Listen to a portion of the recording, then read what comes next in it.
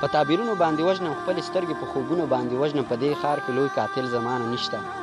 په دې ښار کې لوی قاتل زمانه نشته زندګي په امیدونو باندې وژنم سلامونه مې ومنئ نیک هیلې احترامات تاسو ادبي ملګری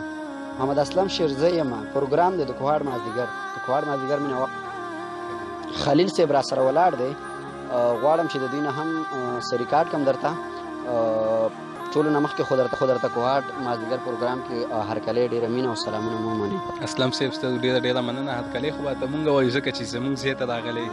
ډېره مننه کوم ستاسو مننه دا راته ووایه خلیل صاحب چې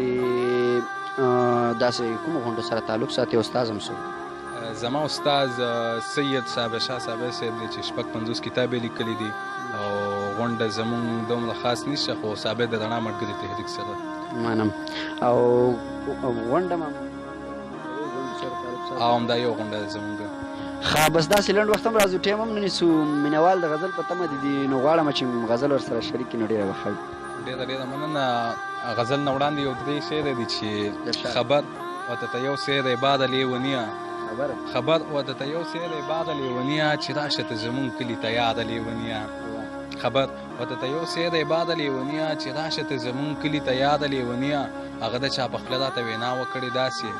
اسلم صاحب هغه د چا په خوله راته وینا وکړې داسې سکار اوسګار کوه که نه بېکاره لیونیه هغه د چا په خوله راته وینا وکړې داسې سکار اوسګار کوه که نه بېکاره لیونیه او په ځان باندې جوړ ډېر مینې داسې ورته ګورې په ځان باندې جوړ ډېر مینې داسې ورته ګورې د مخې نه دې لرې که هنداره لیونیه په ځان باندې جوړ ډېر مینې داسې ورته ګورې د مخې نه دې لرې که هنداره لیونیه وې لاس مې تې راتاو کو ویلې پرېږده په خندا شوه لاس مې تې راتاو کو ویلې پرېږده په خندا شوه ته نه ګورې ولاړ یو مونږ په لاره لیونیه لاس مې تې راتاو کو ویلې پرېږده په خندا شوه ته نه ګورې ولاړ یو مونږ په لاره لیونیه او غزل به ته یم د غزل مطلب ده چې لاره دې سارم رکی به سم بشي لاره دې سارم رکی به سم بشي او ګورم درته غم رکی به سم بشي لاره دې سارم رکی به سم بشي او ګورم درته غم رکی به سم بشي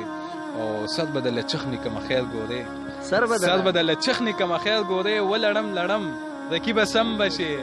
سر به مننه سر به دله چخني کمه خیر ګورې ولړم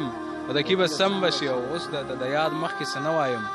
اوس درته د یاد مخکې څه نه وایم اوس خو دې پرېږدم رکی به سم بشي مننه اوس درته د یاد مخکې څه نه وایم اوس خو دې پرېږدم رکی به سم بشي او دا خو دې په ښه شاباس ګډه کړله دا خو دې په ښه شاباس ګډه کړله تو د یاد چم رکی به سم بشي دا خو دې په ښه شاباس ګډه کړله تو د یاد چم رکی به سم بشي او نور دې د خلیل صبر تمام کړلو نور دې د خلیل صبر تمام کړلو سم شه ګورې سم رکی به سم بشي نور دې د خلیل صبر تمام کړلو سم شه ګورې سم رکی به سم بشي ډېره مننه دا زموږ ورور خلیل صاحب چې ډېر په پښتو مین دی او ډېر ښه لیک کوي ځوان شاعر دی نو خپل رور ادبي رور محمد اسلم شیرزی ته اجازت ورکوي انشاءالله تر بل مرکې پورې په الله سپارم د خدای په امان مخې ته مخه شه